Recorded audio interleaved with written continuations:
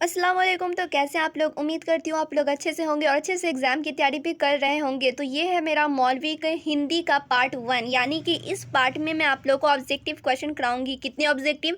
Top 50 most important objective question कराऊंगी। ठीक है, तो चलो अब मैं आगे वीडियो को लेकर चलती हूँ। तो सबसे पहला जो सवाल है, सवाल नंबर 1, लेखक रामचंद्र शुक्ल के पिताजी किसके ज्ञाता थे? तो लेखक रामचंद्र शुक्ल के पिताजी फारसी भाषा के ज्ञाता थे। फिर जो दूसरा जो क्वेश्चन है, लेखक रामचंद्र शुक्ल के पिताजी को किस काम में आनंद आता था? तो उनको कौन से काम में आनंद आता था? फारसी तथा हिंदी कवियों की उक्तियाँ मिलाने में। ठीक है। फिर नेक्स्ट है, हमीरपुर की राठ तहसील कौन सी थी? तो हमीरपुर की राठ तहसील मिर्ज़ापुर थी। अब ऑब्जेक्टिव क्वेश्चन है, तो आप लोग को ऑब्जेक्टिव क्वेश्चन का तो तरीका पता ही होगा। ऑब्जेक्टिव क्वेश्चन में आप लोग के इस तरह से क्वेश्चन रहेंगे और नीचे ऑप्शंस रहेंगे। यहाँ पे आप लोग को यहाँ पे 1 नंबर पे दे देगा मिर्ज़ापुर, फिर दूसरा पे आप लोग को कोई और शाहजहाबाद, कुछ भी 2-3 जगह का नाम दे देगा। आप लोग को सही से टिक करना होगा, तो आप लोग अच्छे से याद कर लेना। फिर नेक्स्ट है, रामचंद्रिका और रामचरितमानस का प्राय कौन पाठ किया करता था? तो रामचंद्रिका और रामचरितमानस का प्राय लेखक रामचंद्र शुक्ल के पिताजी पाठ किया करते थे। ठीक है। फिर नेक्स्ट है, भारतेंदु हरिश्चंद्र के मित्र का क्या नाम था? तो भारतेंदु हरिश्चंद्र के मित्र का नाम उपाध्याय बद्री नारायण चौधरी था। फिर जो नेक्स्ट क्वेश्चन है, सत्य हरिश्चंद्र नाटक का नायक कौन था? तो सत्य हरिश्चंद्र के नाटक का नायक राजा हरिश्चंद्र थे। फिर नेक्स्ट क्वेश्चन है, रामचंद्र शुक्ल का झुकाव किस ओर बढ़ रहा था? तो रामचंद्र शुक्ल का झुकाव हिंदी के नतून साहित्य की ओर बढ़ रहा था। फिर आगे मैं चलती हूँ। एक वृद्ध महाशय से बच्चे ने इनाम में क्या मांगा? तो एक वृद्ध महाशय से बच्चे ने इनाम में लड्डू मांगा। फिर नेक्स्ट जो क्वेश्चन है, कोल्हू क्या होता है? तो कोल्हू तेल निकालने का एक यंत्र होता है। कोल्हू यानी कि तेल निकालने का एक यंत्र। फिर नेक्स्ट क्वेश्चन है, अध्यापक और बालक के पिता क्यों निराश हो गए? तो अध्यापक और बालक के पिता इसलिए निराश हो गए क्योंकि उन्होंने सोचा था बालक पुस्तक की मांग करेगा। फिर नेक्स्ट क्वेश्चन जो है, कान ढलकाकर का क्या अर्थ है? तो कान ढलकाकर का अर्थ कान खोलकर है। फिर नेक्स्ट है, घड़ी की कला को क्या कहते हैं? तो घड़ी की कला को घड़ी साजी कहते हैं। फिर अगला क्वेश्चन आप लोग देखें, गुलजार मियाँ के घर के ठीक सामने क्या था? तो गुलजार मियाँ के घर के ठीक सामने एक कुआं था। फिर नेक्स्ट है, लेखक ब्रजमोहन व्यास के मित्र का क्या नाम था? तो लेखक ब्रजमोहन व्यास के मित्र का नाम ठाकुर गोपाल शरण सिंह था।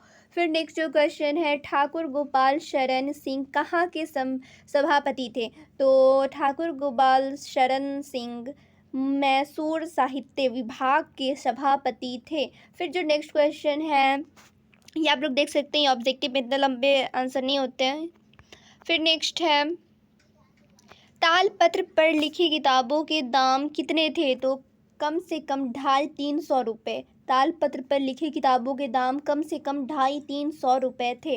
फिर नेक्स्ट है, श्रीनिवास जी कौन थे? तो श्रीनिवास जी हाई कोर्ट के एक वकील थे।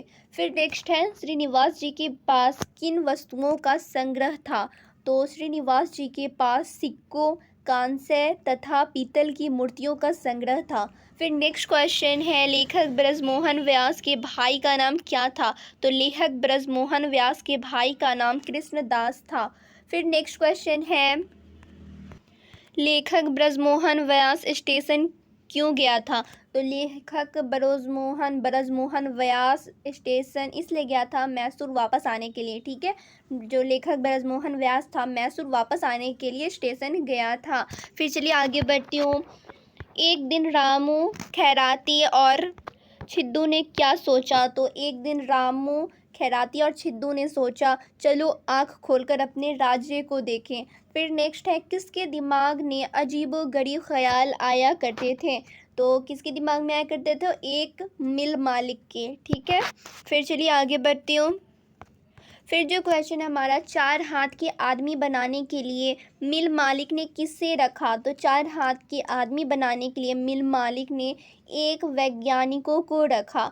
फिर नेक्स्ट क्वेश्चन जो है, किसे खेती की प्रत्येक बारीकी के बारे में मालूम था? तो किसान को खेतों की प्रत्येक बारीकों के बारे में मालूम था, ठीक है। जो किसान था उसी को खेतों के प्रत्येक बारीकों के बारे में मालूम था।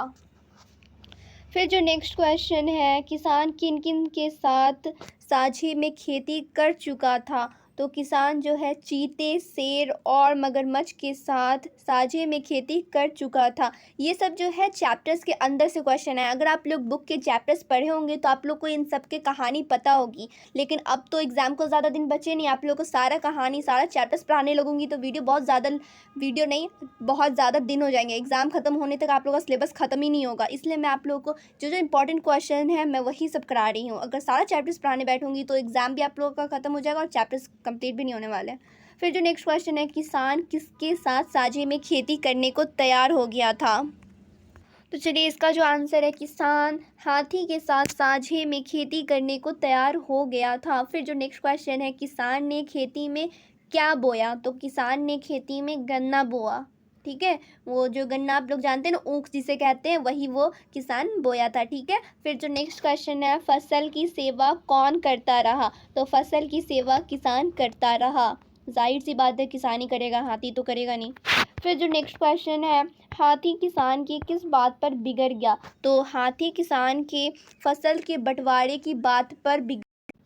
फिर जो सबसे आखिरी क्वेश्चन है, शेर पहचान चार हाथ और साझा के लेखक कौन है? तो शेर पहचान चार हाथ और साझा की लेखक असगर वजाहत है।